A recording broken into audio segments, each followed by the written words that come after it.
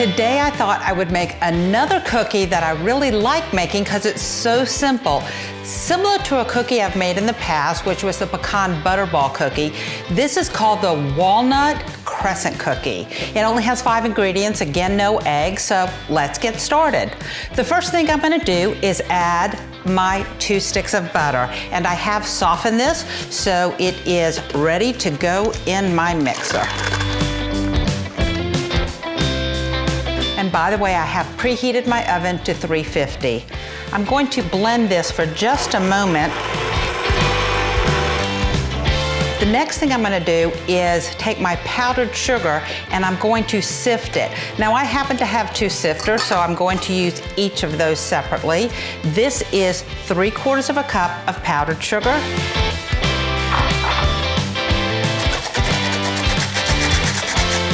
This is sifting the powdered sugar and adding it to the butter, and sometimes you get little pieces of powdered sugar, and that's what you're trying to avoid, is the hard pieces in your cookies.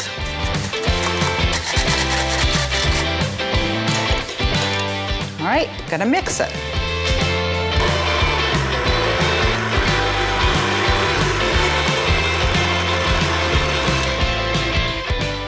To this, I'm going to add 2 teaspoons of vanilla, and again, remember, I love a little heavy pour.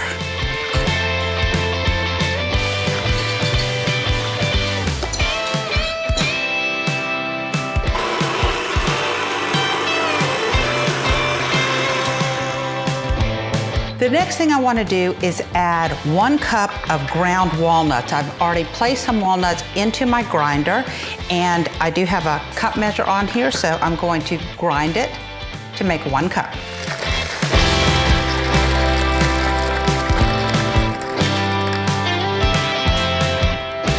I'm at 1 cup, and I'll pour it in.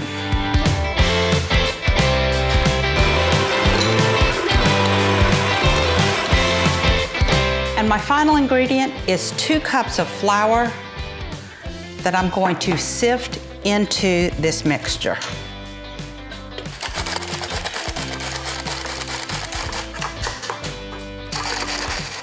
I put my towel on top of my mixer because I don't want the flour to get all over the place.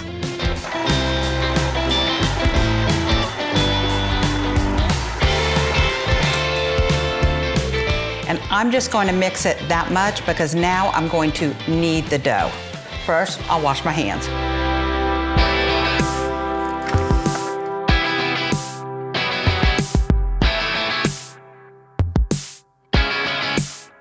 If the dough seems sticky, you can put it into the refrigerator to harden it a bit, because our next step is just to make the crescents, and that's it.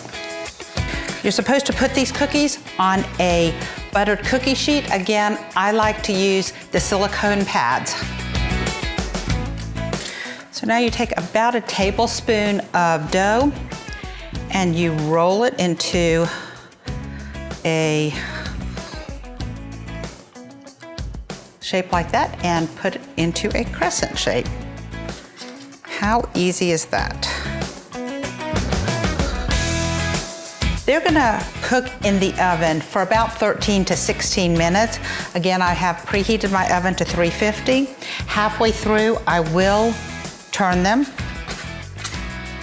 After these have cooked and cooled, you're supposed to sift powdered sugar on the top.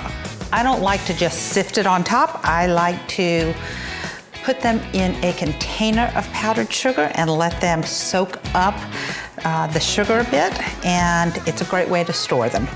So that's what we'll be doing.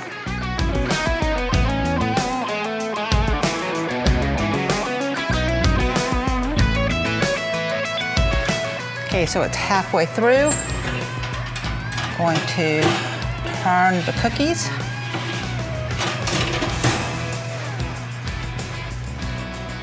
This time I'm going to put them in for another 8 minutes. Okay, these look great.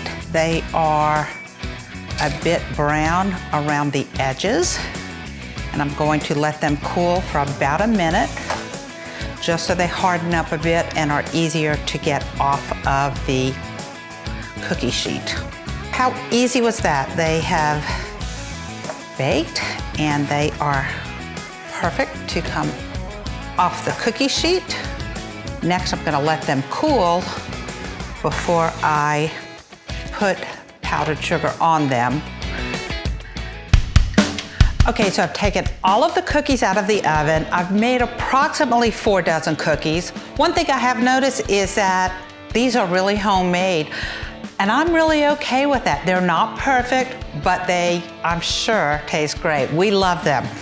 What we do next is take the cookies and put them into powdered sugar.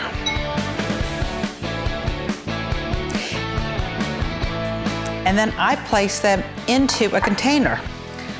I want to remind you to like us, subscribe to us, and also share your recipes. I love trying new ones. So that's it. These are great, some of our favorites, fun to give as gifts, and also for the holidays. Hope you enjoy.